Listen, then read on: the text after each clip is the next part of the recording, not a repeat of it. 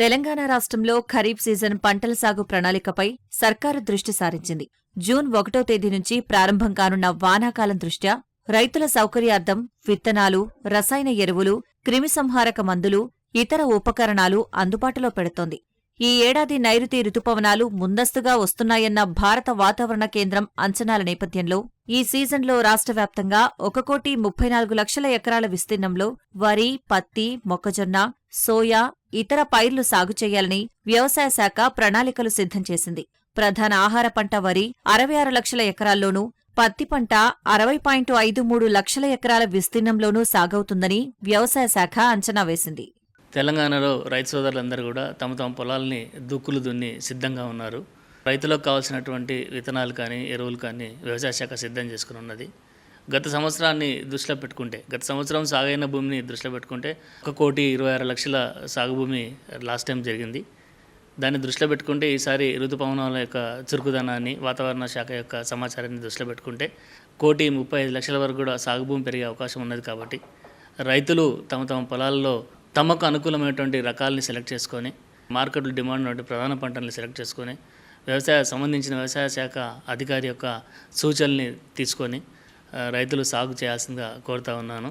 పత్తి విత్తనాలు మన రాష్ట్రంలో పండించే సాగు విస్తీర్ణం ఎంత అవుతుందో దానికి మించి ఇంకో 20% ఎక్కువనే శాఖ సిద్ధం చేసుకున్నది. ముఖ్యంగా రైతులు గమనించాల్సిందంటే, దేశానికి కావాల్సినటువంటి విత్తనాలని మన తెలంగాణ ప్రాంతం నుంచే విత్తనోత్పత్తి జరిగి పంపిస్తాం కాబట్టి మనకు విత్తనాల విషయంలో ఎలాంటి లోటు ఉండదు. మంచి రకాలు ఇక్కడ ఉన్నాయి. మల్టీనేషనల్ కంపెనీస్ కూడా మన ప్రాంతంలో నెలకొల్పున్నాయి కాబట్టి పత్తి విత్తనాలు కూడా ఎలాంటి ఇబ్బంది లేకుండా రైతులు తమ తమ పంటలకు ప్రణాళిక తీసుకోవచ్చు. అదేవిధంగా లైసెన్స్ లేకుండా ఎవరైతే ఈ పత్తి విషయంలో కానీ మిర్చి విషయంలో కానీ 2 అంశాలని రైతులు దృష్టిలో పెట్టుకోవాలి. లైసెన్స్ లేకుండా ఎవరైతే గ్రామాల్లో తిరిగి అమ్ముతున్నారో, సీజనల్గా ఎవరైతే అమ్ముతున్నారో వాళ్ళ దగ్గర మీరు కొనకూడదు, వాళ్ళని ఎంకరేజ్ కూడా చేయొద్దు. అటువంటి ఎవరన్నా కనపడ్డైతే మీరు ఇమీడియట్గా వ్యవసాయ అధికారికి సమాచారం ఇవ్వాల్సింది కోరుతా ఉన్నాను. ఓన్లీ లైసెన్స్ కలిగినటువంటి ఆ డీలర్ దగ్గర మాత్రమే తీసుకోవాల్సిందిగా నేను కోరుతా ఉన్నాను. జనరల్గా సమగ్ర వ్యవసాయ పద్ధతులను పాటించి ఎకోసిస్టాన్ని, ఈ యొక్క వాతావరణాన్ని కూడా దృష్టిలో పెట్టుకొని ఎక్కువ కెమికల్కి సంబంధించినటువంటి ఎరువులు కానీ లేదా పురుగు మందుల వాడకాన్ని తగ్గించి సేంద్రియం వైపు పోవాల్సిన అవసరం ఉన్నది.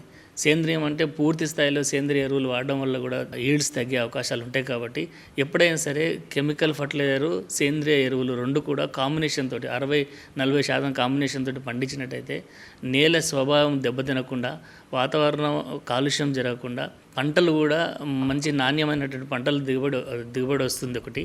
రెండవది ఏంటంటే ఈ చీడపీడల ఉధృతి కూడా తగ్గిపోతా ఉన్నది. ఒకవేళ ఏదైనా విపత్తు ఏర్పడ్డా కూడా పంట నిలదొక్కున్నటువంటి గాఢత ఉంటుంది. కాబట్టి ఎప్పుడైనా రైతులు ఇంటిగ్రేటెడ్ సమగ్ర వ్యవసాయ సిస్టాన్ని పాటించాల్సిన కోరుతాం. రైతులు ఎరువుల విషయంలో ఎలాంటి ఇబ్బంది లేకుండా రైతు వాకిటి ముంగటికి తీసుకొచ్చి శాఖ ముందు పెట్టుకున్నది.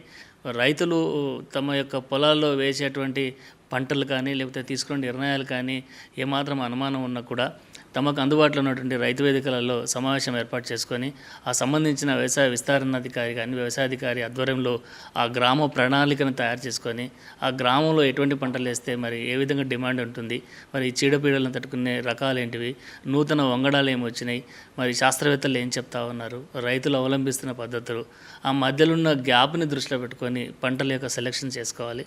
ప్రధానంగా ప్రస్తుతానికి రాష్ట్రంలో ఎక్కువ శాతము వరి వైపు రైతులు పోతా ఉన్నారు. వరి వైపు పోకుండా పప్పు దినుసులు మరియు నూనె గింజల వైపు పోవాల్సిన అవసరం ఉన్నది. ఎందుకంటే మార్కెట్లో ధరలు కూడా ఎక్కువ ఉన్నాయి.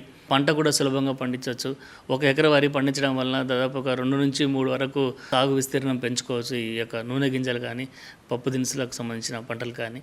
విత్తన సరఫరాలో ఇబ్బందులు తలెత్తకుండా జిల్లాల వారీగా తనిఖీ బృందాలు ఏర్పాటు చేసి ఎప్పటికప్పుడు అమ్మకాలను పర్యవేక్షిస్తూ నకిలీ విత్తనాలకు అడ్డుకట్ట వేసేలా అధికారులు ఏర్పాట్లు చేస్తున్నారు. అధీకృత డీలర్ వద్ద మాత్రమే విత్తనాలు కొనుగోలు చేయాలని, రసీదు తప్పక తీసుకోవాలని వ్యవసాయ శాఖ సూచిస్తోంది.